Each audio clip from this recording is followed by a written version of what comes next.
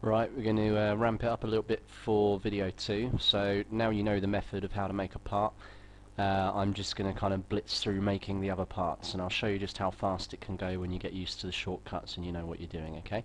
So again, we've got to make this, that, and the bottom. I'm going to do that. I'll talk over it as I do it, but I'm going to do it a lot quicker, so I'm hoping you paid attention earlier on. So, create, back panel, click to start drawing, make a sketch, check my dimensions. Back panel must be, well, it's got to be 142 because it's going to fit within, and it needs to be 100 tall, so 142 by 100.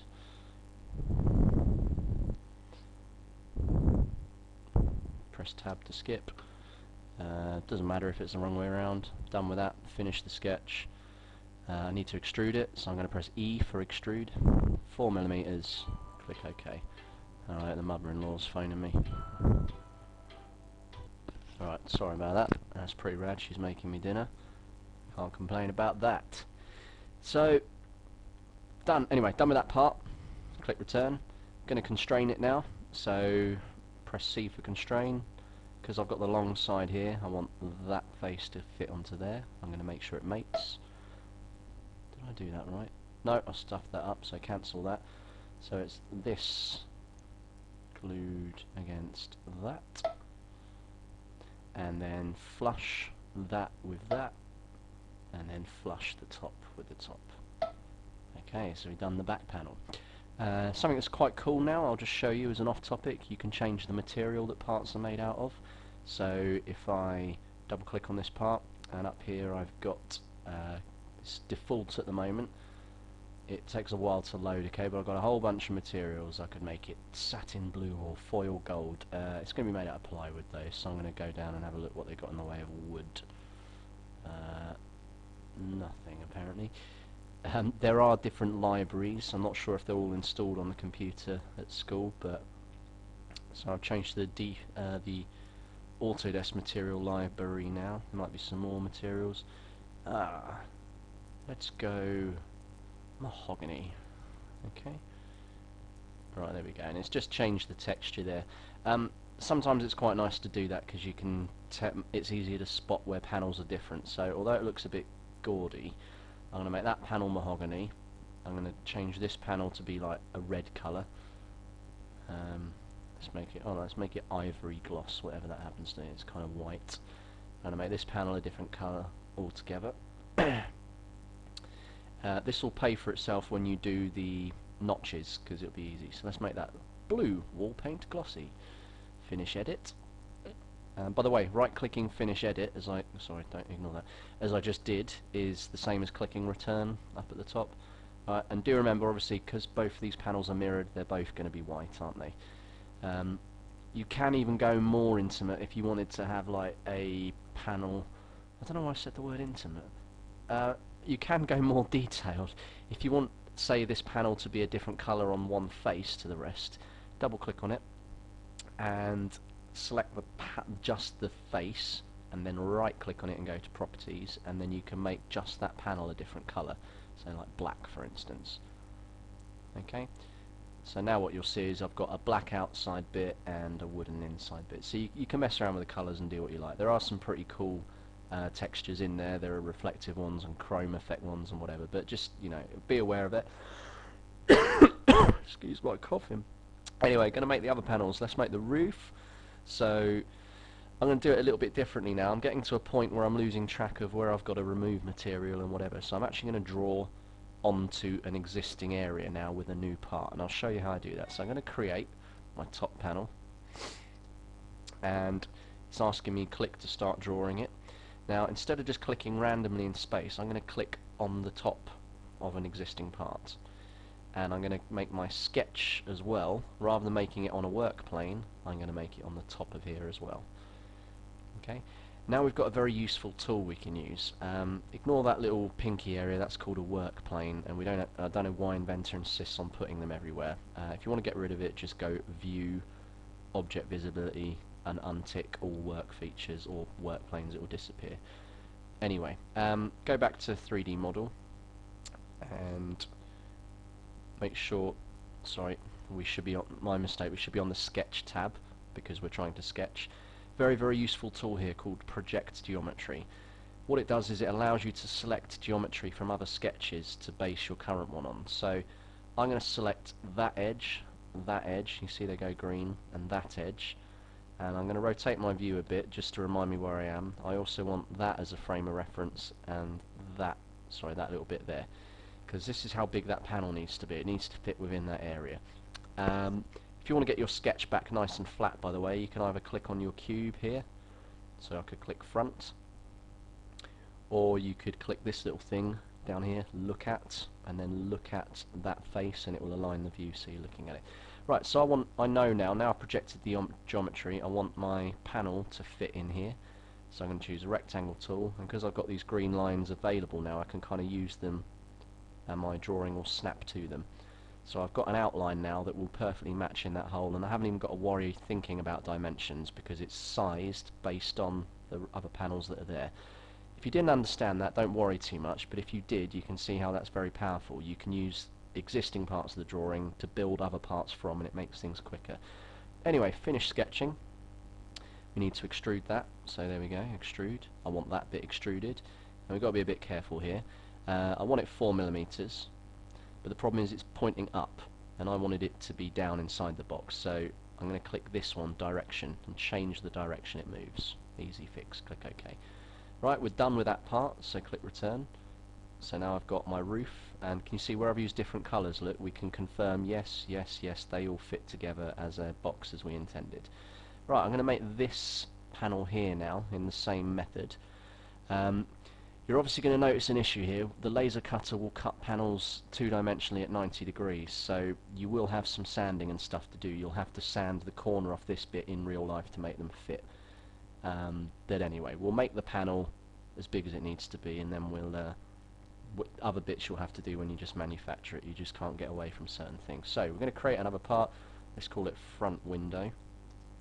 I'm going to draw it slightly differently. Well, actually no, I'm going to draw it onto here. So I'm going to click on that, start drawing, make my sketch on that edge there. So I'm now looking straight down onto it. I'm going to project my geometry. So I want the edge here. Sometimes it's helpful to rotate it 3D so you can remember I want that edge there as a frame of reference, and maybe there, because I don't want it, you know, this horizontal bit here, I don't want it to come any lower. Okay, I'm going to click on my look at thing, so my look at tool, and look at here again. So I'm looking, sorry, my mistake. So I'm looking back at my sketch, and now I'm going to draw my rectangular slot that goes in there, like so. Done with my sketch. Notice, no dimensions, I don't need them anymore because my box already exists. I'm using the box as my reference. Click finish. Okay, I've got to extrude that, so E for extrude.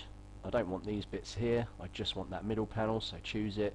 I want 4mm, but I want to select the other way because I want this panel to be set inside. Okay, there we go, we're done with that part now. Now we can click return. Okay, and you'll see Inventor, because it's stupid sometimes, has put those annoying work planes in, so you'll have to go view, object visibility, all work features, untick it. I don't know why it insists on doing that, it's incredibly frustrating. Right, just to show you what I was talking about with the whole sanding thing, you imagine this will be cut out from above by the laser cutter, this panel. Let's change the colour of it. So, I don't know, what do you fancy today? These are all pretty bland.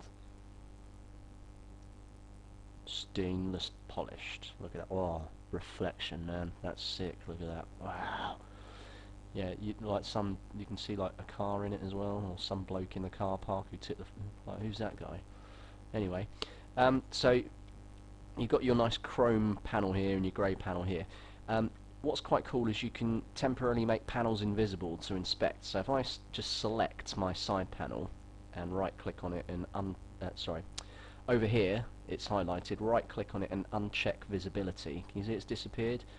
Now can you see what I mean if I zoom in here? Can you see how these panels, this is how they would be laser cut, but in real life they're trying to share the same physical space. Now obviously that can't happen, so one of them would have to be sanded to meet the other. That's all I was trying to talk about. You'll have the same problem down at the bottom if you do angled panels.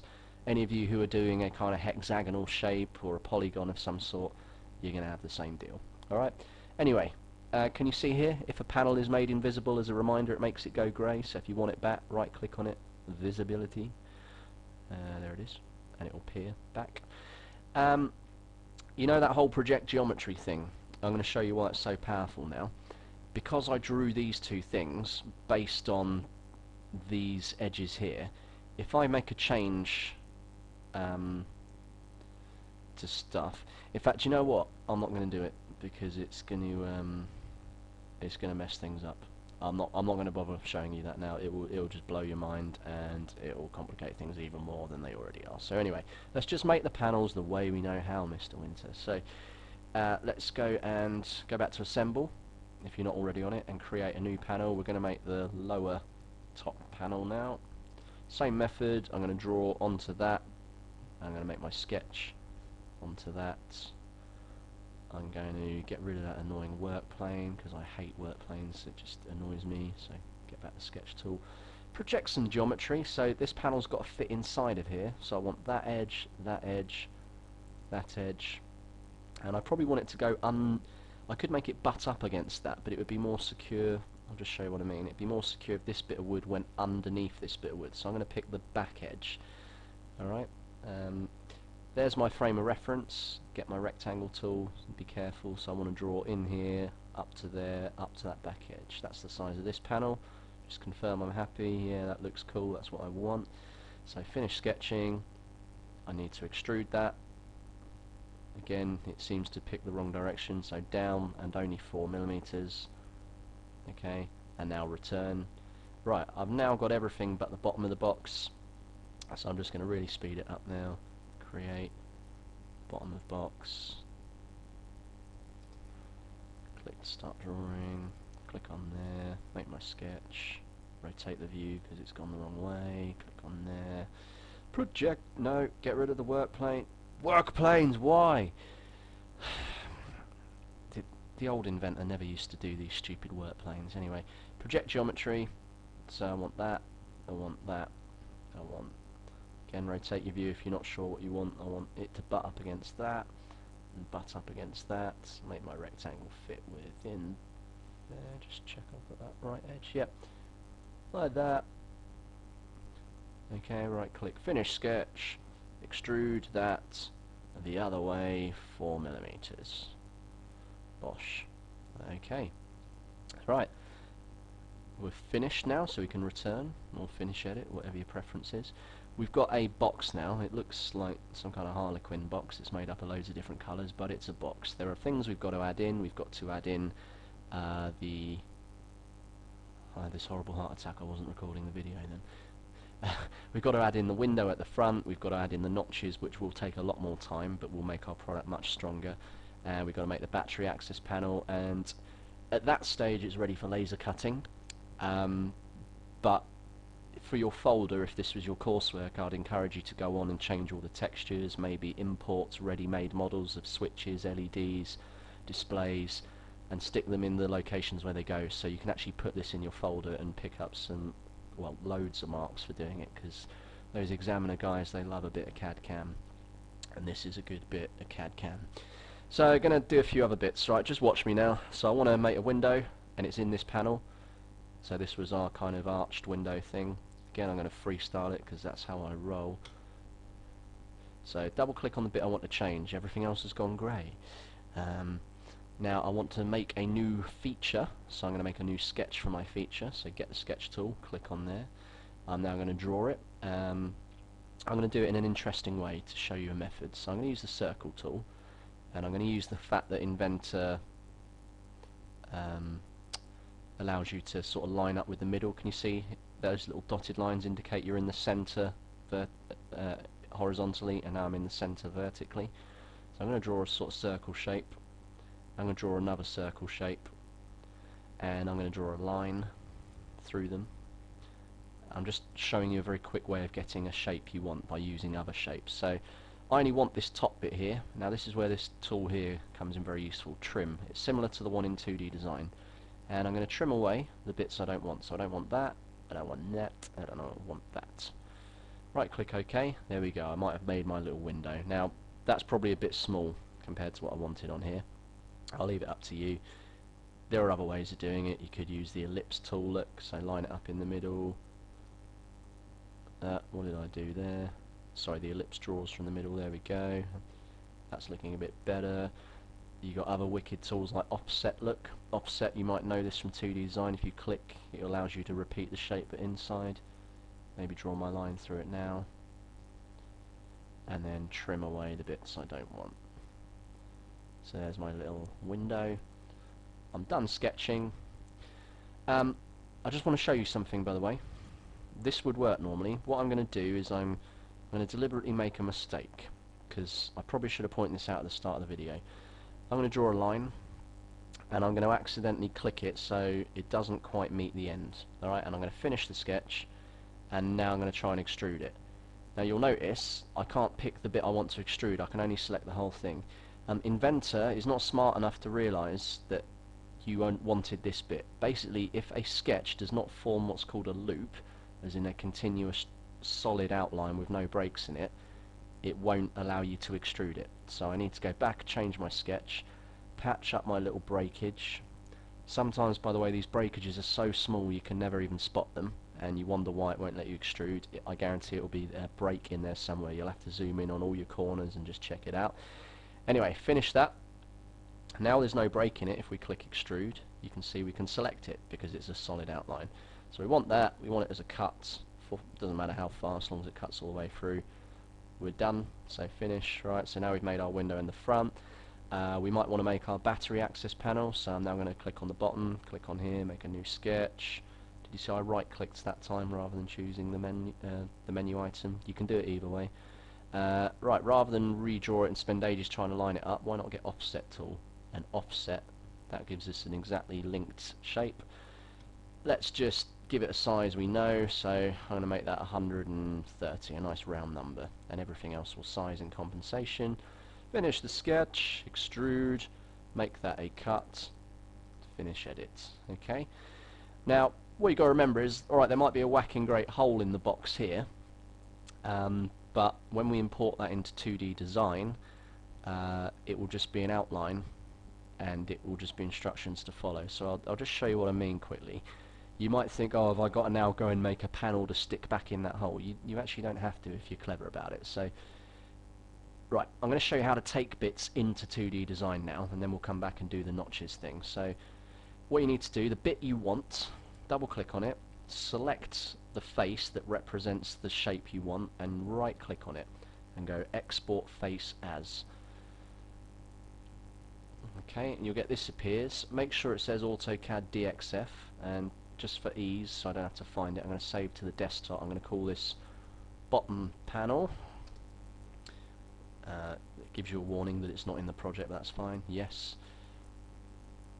Alright, it's normally a bit quicker than this once you get rolling with it. You've got to do this for each panel, unfortunately. There's no simple button.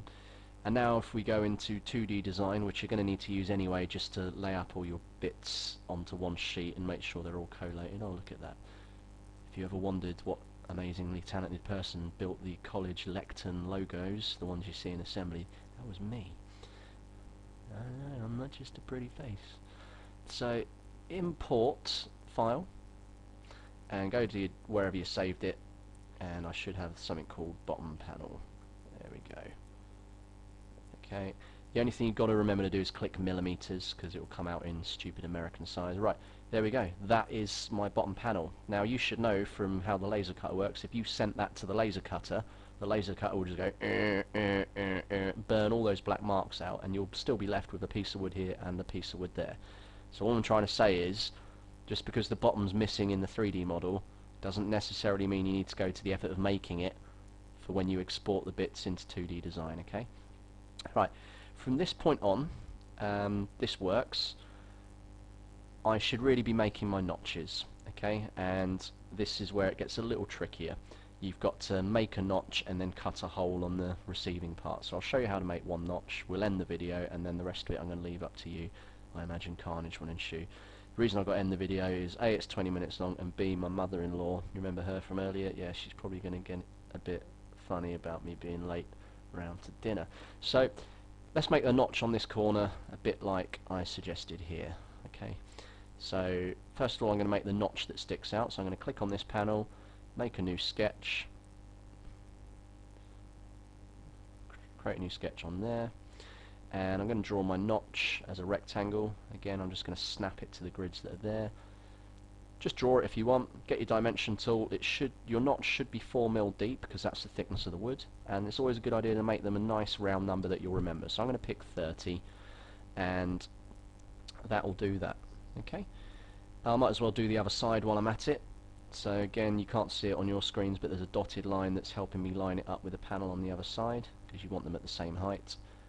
Put dimensions on it if you're not sure, but if you've matched it to the other panel, you'll see put a dimension on. Well, that one's a bit out, it needs to be 4. Okay, so I'm done with that, finished sketching.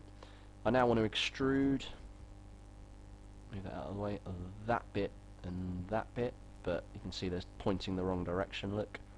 So I want them to point inwards. Click OK. Finished with that part. So we've made our, you can see the conflict, we've made our notch, but we haven't made the hole in this side panel to match it. So we're going to use our good old friend Project Geometry. So now click on your side panel, make a new sketch, and this is where Project Geometry is really cool. If you click Project Geometry and just choose the notch as you see it, finish your sketch, and now you can extrude that bit but make it a cut. Okay, because we want to remove material, remember that second option.